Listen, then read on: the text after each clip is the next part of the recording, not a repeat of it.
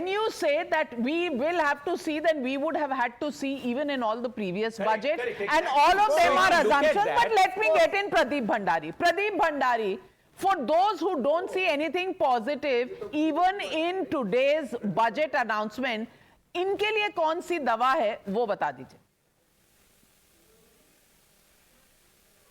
Well, Bernal is the answer for them, Navika ji, and I can understand the meltdown.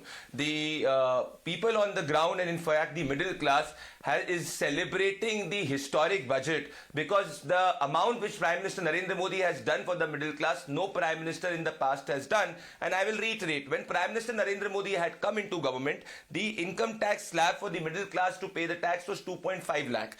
Consecutively, whether it is in 2023 where we increased it to 7.5 lakh, and now where there is no income tax for 12 lakh. Even if you have an annual income of 18 lakh, there is a tax rebate. Even if your annual income is of 25 lakh, there is a tax rebate. So what the government has done, it has resonated with the sentiment of the middle class on the ground. Along with that, there is absolutely steps taken in order to ensure that the compliance cost for taxes also come down. So this is a holistic budget. This is a budget which is pro-middle class budget, and I can understand the Congress party and its supporters and analysts having a meltdown because they did not expect this to happen. They did not got any brownie points. Point number one. Point number two, on the part of the expenditure, if you see the budgetary estimate for 25-26 is 15 lakh crores of capital expenditure. The Congress party did not even spend 4 lakh crore on the capital index expenditure, and the revenue expenditure for 25-26 is 39.4 lakh crore. So both the revenue expenditure and the capital expenditure to what the UPA had spent has gone up substantially. Along with this, if you see, there is a big thing which is happening. The government has ensured that the consumption and the demand goes up, but the shining spot has also been the way the out-of-pocket expenditure of the rural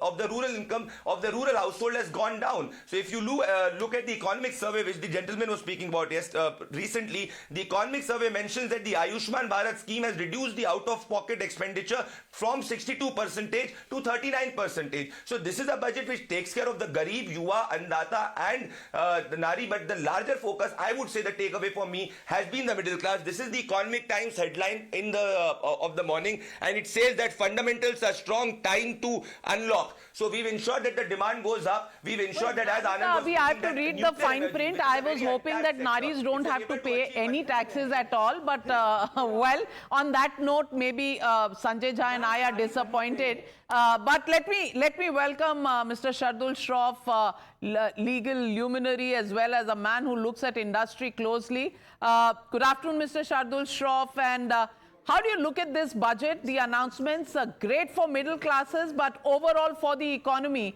what do you think it's going to do? Will you give it a thumbs up or a thumbs down?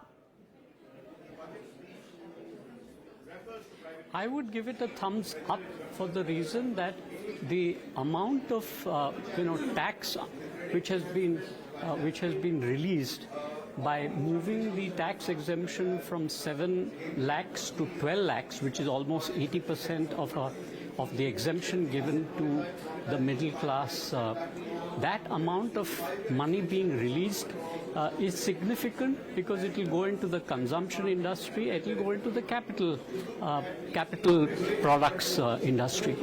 And that will therefore kick off its own virtuous cycle of growth.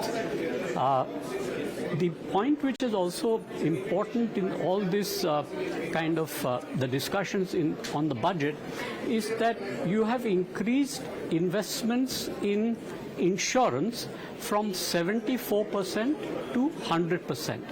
If you see what is already happening between Alliance and Bajaj, they are exiting out from both the life company as well as the general insurance. And that will be an additionality of income. Now that they see such a change, perhaps they may set up the industry of their own. They may not tie up with Jio, and they may see the additional money that they need to invest for 100% venture in insurance. So there will be spin-off effects of this kind of growth.